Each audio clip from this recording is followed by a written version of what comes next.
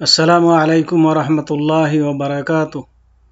আলহামদুলিল্লাহি রাব্বিল আলামিন ওয়াসসালাতু ওয়াসসালামু আলা আশরাফিল আমবিয়া ওয়াল মুরসালিন নবিয়িনা মুহাম্মদ ওয়া আলা আলিহি ওয়া আসহাবিহি আজমাইন, আম্মা বা'দ। সম্মানিত শ্রোতা মণ্ডলী বা সম্মানিত ছাত্র ভাইয়েরা, আমি এখন ক্লাস 2 এর তাওহীদের ক্লাস আরম্ভ করছি। বিষয় হচ্ছে ঈমানের রোকনসমূহের ব্যাখ্যা। ইতিপূর্বে আমরা জেনেছি ঈমানের 6টি রোকন এবং সেই রোকনগুলোর বিস্তারিত কিছু আলোচনা আপনাদের সামনে তুলে ধরব ইনশাআল্লাহ। আর তা হচ্ছে এই প্রথম রোকন ছিল আল্লাহর প্রতি ঈমান। তো আল্লাহর প্রতি ঈমান আনার অর্থ হলো আল্লাহর প্রতি এমনভাবে নিশ্চিত ও চূড়ান্ত বিশ্বাস রাখা যে আল্লাহই প্রতিটি বস্তুর সৃষ্টিকর্তা, তার মালিক ও প্রতিপালক, এবং তিনি একমাত্র ইবাদতের হকদার। তার ইবাদতে অন্য কেউ শরিক নেই। নিশ্চয় তিনি সমস্ত পরিপূর্ণ গুণের অধিকারী, আর তিনি সমস্ত প্রকার দোষ ত্রুটি থেকে পবিত্র। অপরিহার্যভাবে এ বিশ্বাসকে অন্তরে লালন করা ও সে অনুযায়ী বাস্তবে আমল করাই হচ্ছে আল্লাহর প্রতি ঈমান। আল্লাহর প্রতি ঈমান আনার অধীনে 4টি বিষয় অন্তর্ভুক্ত রয়েছে। তার মানে যে আল্লাহর প্রতি ঈমান আনবে তাকে এই 4টি বিষয় এর প্রতি বিশ্বাস রাখতে হবে। প্রথম হচ্ছে আল্লাহ তাআলার অস্তিত্বের প্রতি ঈমান রাখা। আল্লাহ রাব্বুল আলামিন যে আছেন, তার অস্তিত্ব আছে, সেই বিশ্বাস রাখতে হবে। সৃষ্টি জগৎ স্বভাবত সঠিক জ্ঞান, সৃষ্টিগত স্বভাব, সঠিক জ্ঞান ও বিবেক, শরীয়ত সম্মত দলিল প্রমাণ এবং বোধ শক্তি আল্লাহর অস্তিত্বের প্রমাণ করে। আপনি যদি আপনার জ্ঞান দিয়ে চিন্তা করেন বা স্বভাবগতভাবে আপনি যদি আল্লাহকে নিয়ে চিন্তা করেন, তো দেখবেন যে আল্লাহর অস্তিত্ব আছে, এটাই বলে দিবে। এছাড়াও শরীয়ত সম্মত কিছু দলিল প্রমাণ রয়েছে কোরআন হাদিস দ্বারা, সেটাও প্রমাণ বহন করে যে আল্লাহর অস্তিত্ব রয়েছে।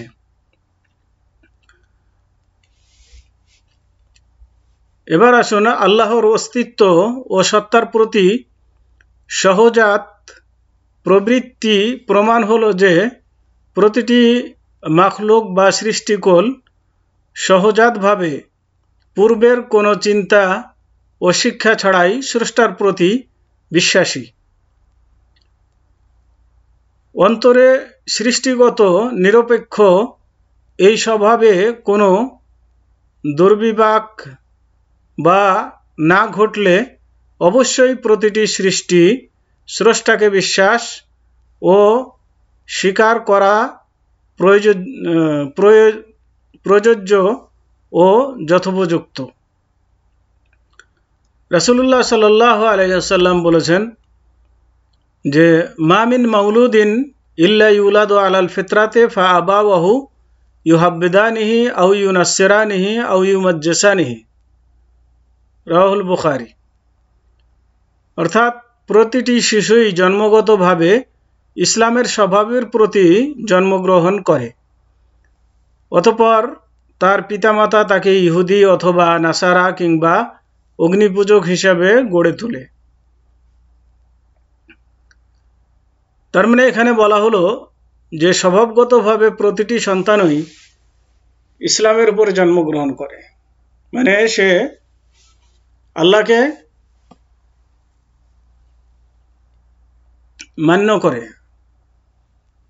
কিন্তু তার পিতামাতা তাকে বিভিন্ন আকীদা বা বিশ্বাসের দিকে নিয়ে যায়, যে যে আকীদার উপরে থাকে। 2 নম্বর হচ্ছে আল্লাহর অস্তিত্ব বা সত্তার প্রমাণে, আল্লাহর অস্তিত্বের বা সত্তার প্রমাণে বিবেক ও বোধশক্তির প্রমাণ হলো যে পূর্ববর্তী ও পরবর্তী বিশাল এই সৃষ্টি জগতের অবশ্যই একজন সৃষ্টিকর্তা আছেন, যিনি তার আবিষ্কারক। কেননা কোনো একটি আত্মা বা জীবন নিজ থেকে উদ্ভাবন সম্ভব নয়, এবং এমনকি কোনো ঝিনুক বা শামুকের অস্তিত্ব পাওয়া অসম্ভব।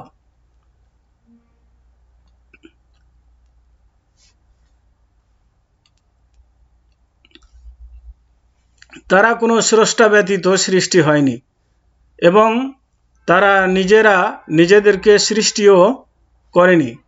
বিবেকের এই প্রমাণে পবিত্র কোরআন এর নিম্নের এই আয়াতটি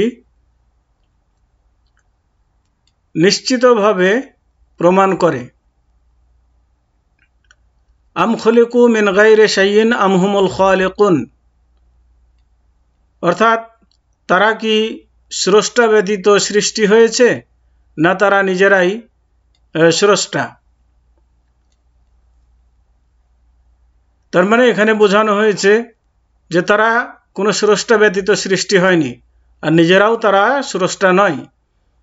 সূরা তুর 35 নম্বর আয়াত। 3 নম্বর, আল্লাহর অস্তিত্বের শরীয়তের দলিল প্রমাণ হলো যে এই বিশ্বের অবশ্যই একজন সৃষ্টিকর্তা আছেন।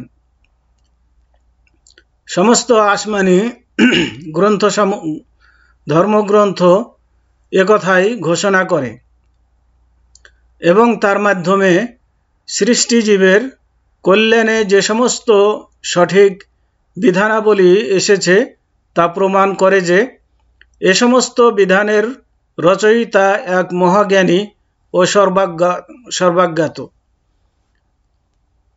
মহাবিজ্ঞ প্রতিপালক আল্লাহর কাছ থেকে আসা সৃষ্টির কল্যাণের অন্তর্ভুক্ত, এবং তার মাধ্যমে মহাজগৎ সম্পর্কিত সংবাদ ও ঘটনাবলী সত্যতার প্রমাণের বাস্তব সাক্ষী। এগুলি সবই প্রমাণ করে যে আল্লাহ পাক কিছু সংবাদ জানিয়েছেন, তা আবার আবিষ্কার ও অস্তিত্বে আনয়ন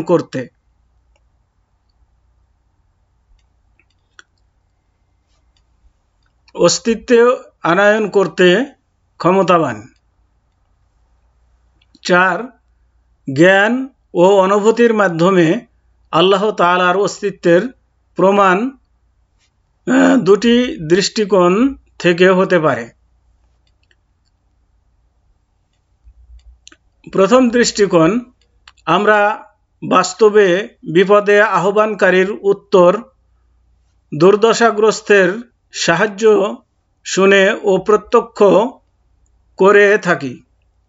এ সমস্ত ঘটনা অকাট্যভাবে আল্লাহর অস্তিত্বের বাস্তব প্রমাণ। পবিত্র কোরআন ও হাদিসে এর অনেক প্রমাণ বিদ্যমান। যেমন আল্লাহ পাক ইরশাদ করেন,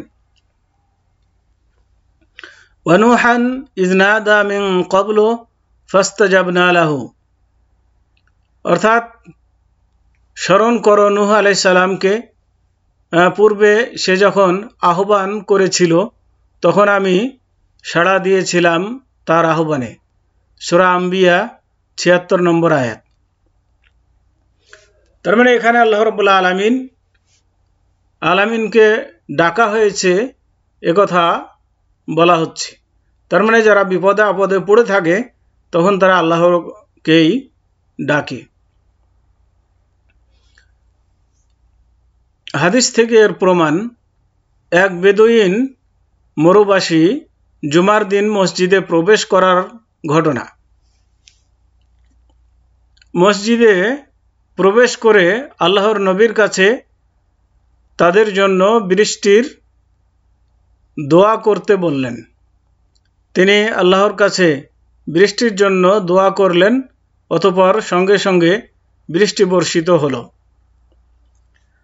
তাহলে এটা থেকে বোঝা যায় যে একজন আছেন যিনি যাকে ডাকলে সাহায্য পাওয়া যায়। দ্বিতীয় দৃষ্টিকোণ হচ্ছে নবী ও রাসূলদের অসংখ্য মুজিজা ও নিদর্শন যা মানুষ তার প্রত্যক্ষদর্শী ও শুনে থাকে।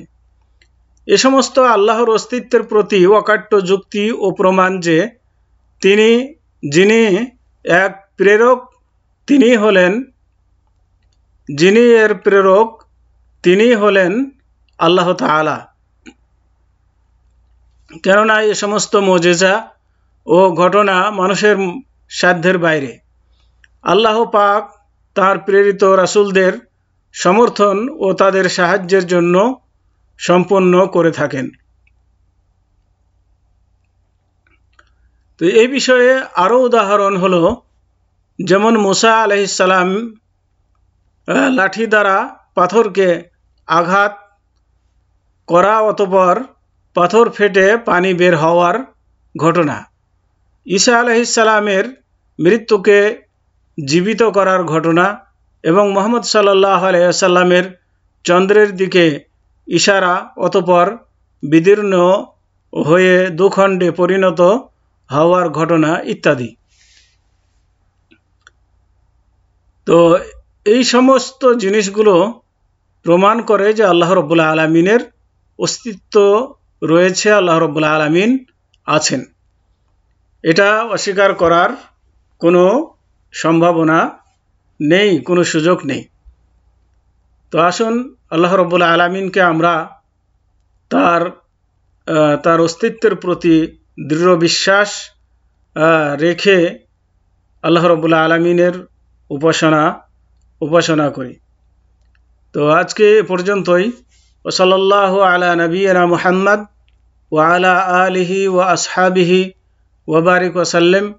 আসসালামু আলাইকুম ওয়া রাহমাতুল্লাহি ওয়া বারাকাতুহু।